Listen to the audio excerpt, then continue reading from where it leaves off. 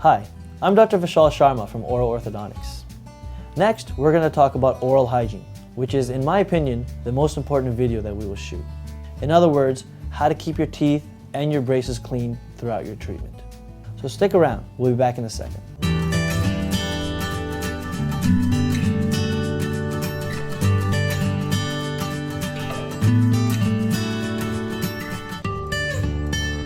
Let's talk about why it's important to keep your teeth clean during your treatment. Wires and brackets can create a food trap every time you eat. If you don't clear this debris away, this debris can cause a lot of damage to your teeth and drastic effects, such as this, and even this. These are problems that you want to avoid. At the time of removal of braces, if you haven't done a good job of keeping your teeth clean, you'll notice you get white spots. It's absolutely mandatory that you brush and floss properly to avoid these problems. With braces, you should be sure to brush when you wake up in the morning, before you go to bed, and most importantly, after every meal. It is very important that you cover all surfaces of the teeth. The biting surfaces, back and front, the inside surfaces. In the front, you want to go up and down.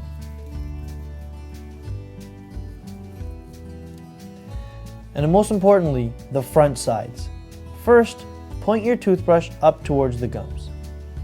Secondly, very lightly tease the bristles of the toothbrush between the wires and the braces.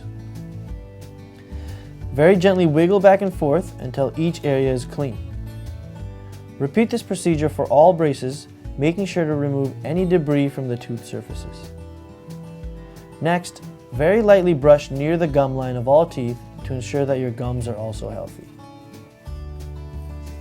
Now, let's address some common questions that people have about brushing. There are several ways to hold a toothbrush. Some people prefer a fist grip, some people prefer a pen grip, and others prefer a fork grip. The most important part is that you choose something that's most comfortable for you. This is dependent on age. For a child less than 13 years old, you want to be sure to use a pea-size amount. Too much toothpaste is not good. For a patient above 13 years old, you can use a little bit more than that.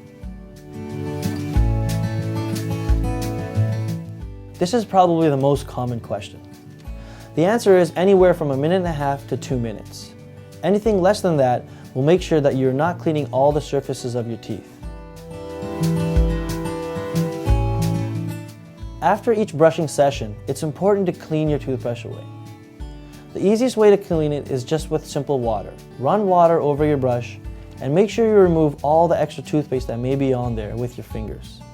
This makes sure that your toothbrush is clean for the next time that you have to use it. First, let's discuss how to hold floss properly. You want to make sure you break a piece of floss off that's about 40 to 45 centimeters long enough so that you can wrap it around your fingers comfortably. Next, wrap it around your index finger tightly, stretch the piece out, and wrap it around your other index finger tightly. Now it's nice and tight. If you have braces, flossing is a little bit more difficult.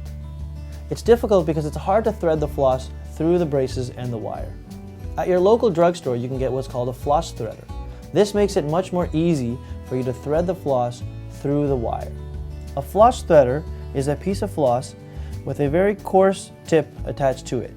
This makes it much easier for you to floss the thread between the wire. Next, you take the coarse tip and simply slide it underneath your wire. Pull the remaining of the floss through so that you have equal ends on both sides. Simply slide the floss in between the teeth. Push against the side of one tooth and slide the floss up and down. Make sure to go under your gum line.